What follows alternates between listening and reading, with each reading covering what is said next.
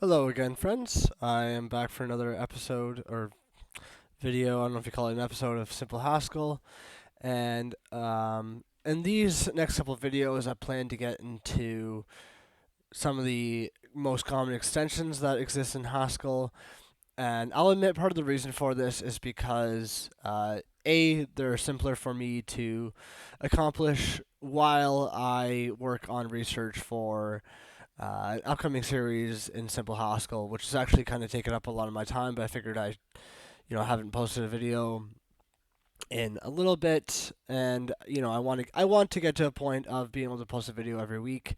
Can't necessarily promise that at the moment, but hoping to get there. And so I think it's been over a month since my last video, so that's a bit longer than a week. Anyways, so today I'm just covering overloaded strings, as it's one of the most simple extensions that exists out there. So I think it's a great segue into extensions as a whole. We have been using extensions, of course, in our previous videos, but for the sake of completeness, I think this is good to cover. And I think it just demystifies like how does a language extension actually work. Although we won't be getting into how the compiler actually works with it, you'll see that a language extension really just you know um, extends the basic type system of Haskell. Or the Hindley-Milner type system, I should say, for specifics. And so, anyways, let's get into it. And so, I also want to kind of change how I go about things, in that I want to make it more interesting for you guys by starting with a motivating problem and then getting into the technicals. I think this is something that is horribly done in most Haskell teaching. Is that for example, with monads, it'll be all about the math behind monads before ever getting into why do you need monads. And when you get into when you start from that why do you need them, it's a lot more motivating, a lot more interesting, and just a lot easier because of that. Um, I don't know if you guys can hear my cat having zoomies in the background, but I apologize if he's as distracting as he is for you guys as me. Anyways, so if you are not sure how to get to this point where I have a little obelisk project set up, you can see how I've done it, like the steps I've taken in the terminal. It's really not complicated. Make a directory, initialize with ob init and ob REPL to get into a REPL.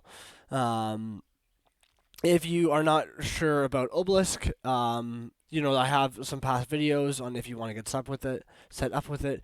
Although it does take quite a lot of space, because it does use Nix and it does take a little bit of time. So if you want a simpler way, I suggest my other video on a basic project setup in Haskell, which also uses Nix, but is just a lot simpler and only takes in what we actually need, whereas Obelisk has a lot of other projects involved with it. So, anyways, the reason I used a Obelisk project here, though, is because it's a great motivating example of why we need something like overloaded strings.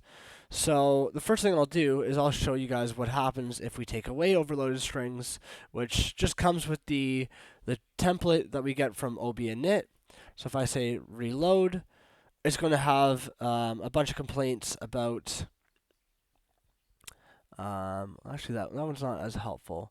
Oh yeah, here. This is the most useful example. These kind of like make sense without the context of overloaded strings, but this one is directly related to overloaded strings. And so it's saying that we cannot match the type of text with actual type character. And of course, if we were to put back in this overloaded strings extension, it would solve this problem for us. And so what's actually happening here is that let's say we want to create a new element. I might as well even honestly just delete all this.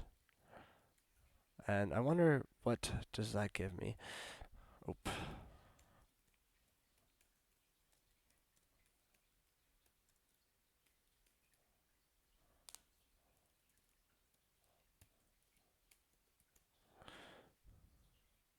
And I still even have problems here. So you know what? Let me also just do this here. Pure. It's going to be a very boring. Okay, so that obviously worked because how could it possibly fail? If we want to use the L function, so we look at the type of L. Import reflex DOM core. And we look at the type of L. It takes a data type of text. So we don't have text imported, so I'm just going to do that just so it looks a little bit nicer. And so we see that it takes a type of text and will give us an element back on the page. And so this div input here is exactly what it's talking about. And so I'm also just going to give it a plain old MA, which is just going to be, again, pure. We're not going to do anything inside of that div. And then it's going to complain that we have text where we should have character.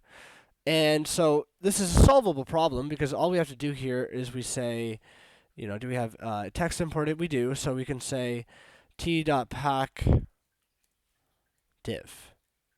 And voila, our problem is solved. However, again, this isn't a super vital problem. It's not baked into the core language, I guess for some reason, or for the reason that it's not a huge problem. But this is going to get annoying. Even if we were to build back the DOM that comes with the template of the front end here, we're going to see that we end up using a lot of pack. Even if we do ladder, I believe ladder is also going to say the same thing, and that we have a map of text and text.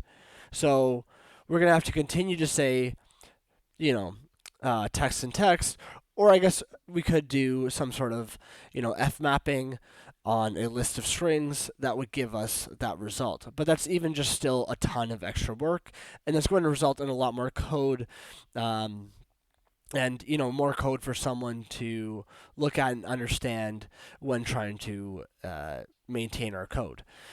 And that's one of the great things about Haskell is that, it's very easy to maintain. And so let's make it even a little bit more easy to maintain by limiting the amount of code we need by using the OverloadedStrings extension. And so now when we do this, because I tried to use ladder there, it didn't really go the full way. So now this is not going to complain. And so why is this? Because now we can write string literals that fit the type of anything with the instance of isString. So if I import data.string, I can see info on. I don't know if I've used this info command too much. Maybe in some very early videos. Oh, isClass. I'm silly. Haven't had my coffee yet.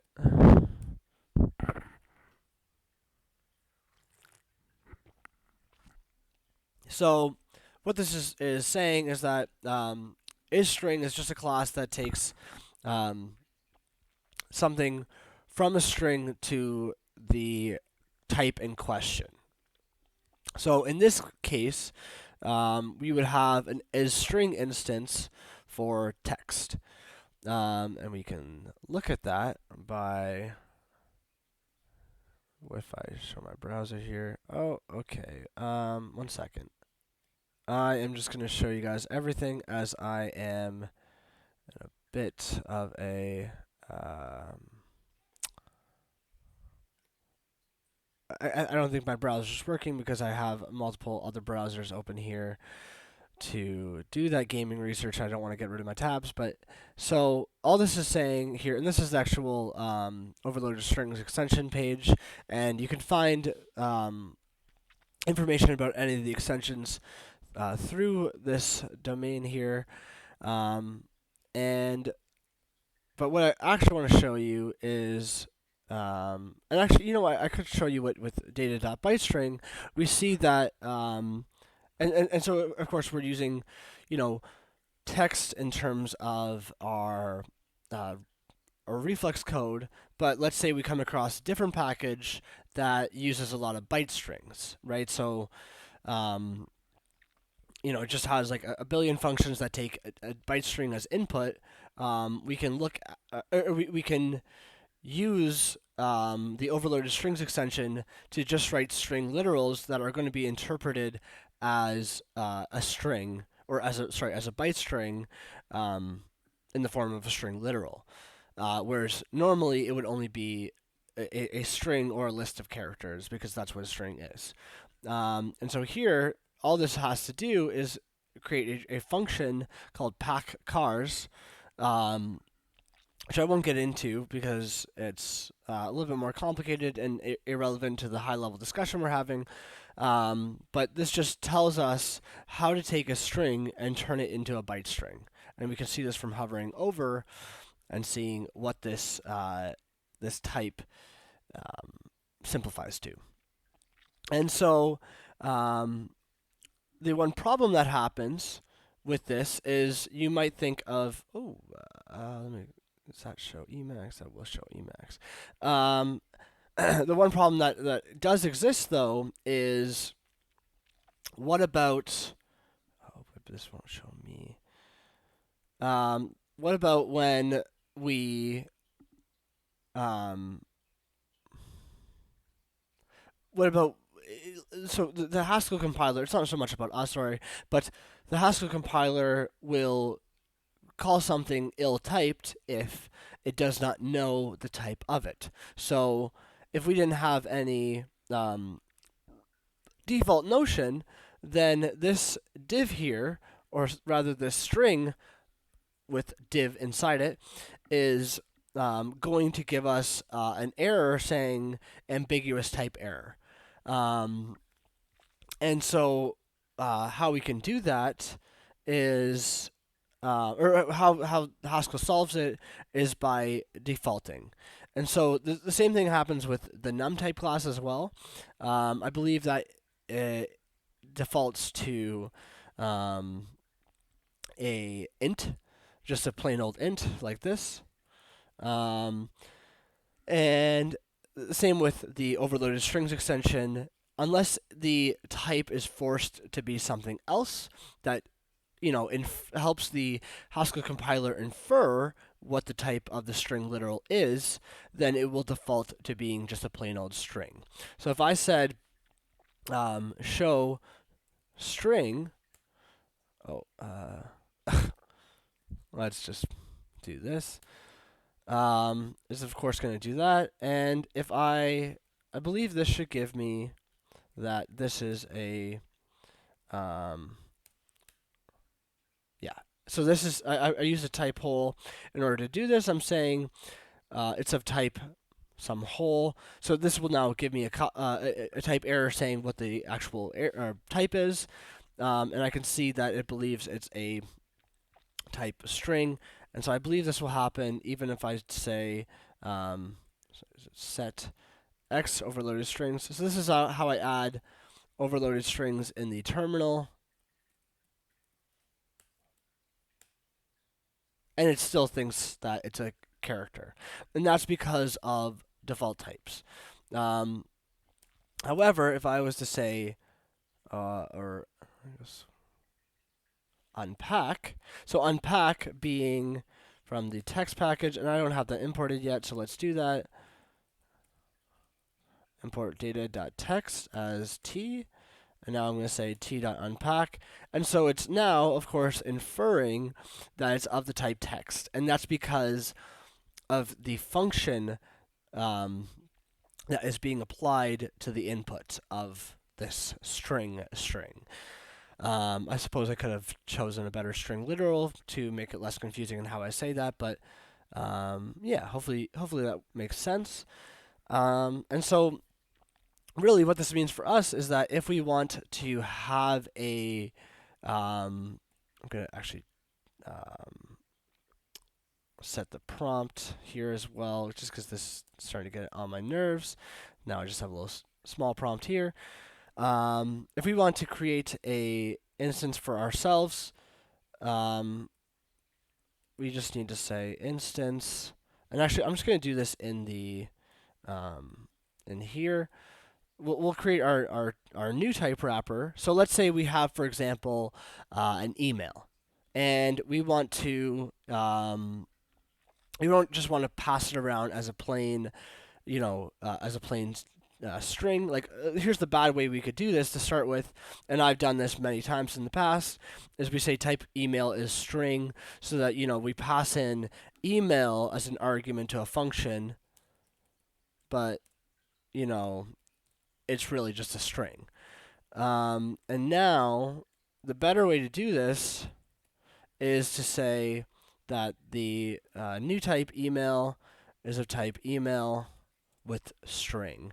And we might even be honestly able to auto derive my string, or sorry, is string class. But let's just do this anyways. So we're going to do an instance of is string email and so we need a function that is going to take a string and give us back, or from string. And that's going to be to an email. And so this is really simple. And we don't actually want that because that will cause some annoyances here. But all we're going to say for from string here is that it is that is how that works. This should work, except for the fact that we haven't imported is string yet, and that will be from data.string.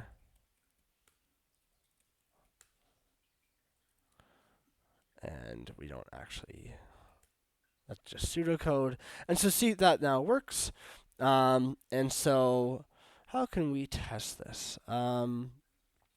We could say, here's an example. So show works for anything, and technically, I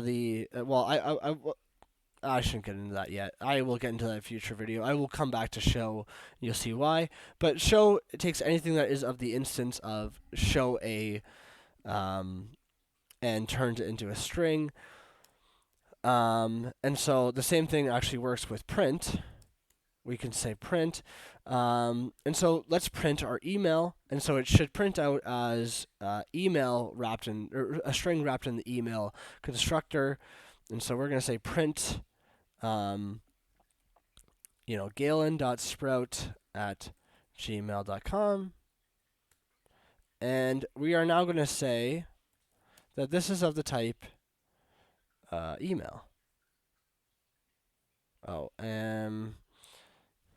Would that work? I could just import front end. Oh, and I don't have, that's fair. I might be, honestly.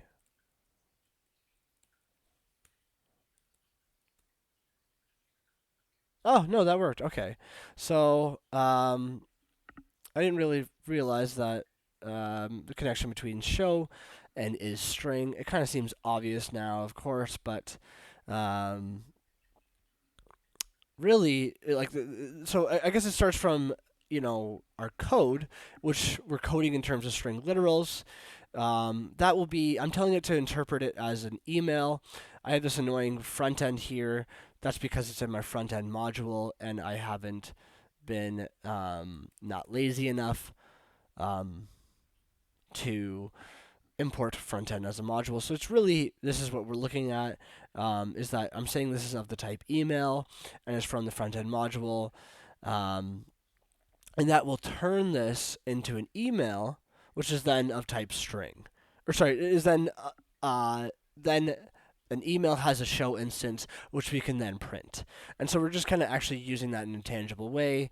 But that's kind of mechanisms that are going on along that stretch of activity. So that's really it. So again, the most common ways in which you use overloaded strings is with text and with ByteString, and with wrappers of text, ByteString, and string. And it's really just about making your life a little bit easier. And so as we saw, the extension really just brings into play a type class. and a type class that is interpreted or used for interpreting your literals, and that's where we actually need the extension part.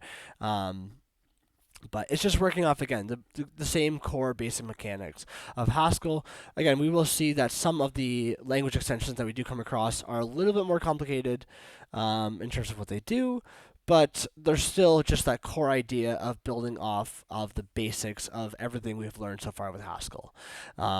They may be extensions, but they are quite common in practice. So anyways, I hope you enjoyed, and thank you so much. This was quite a verbose explanation, so yeah. Thank you so much.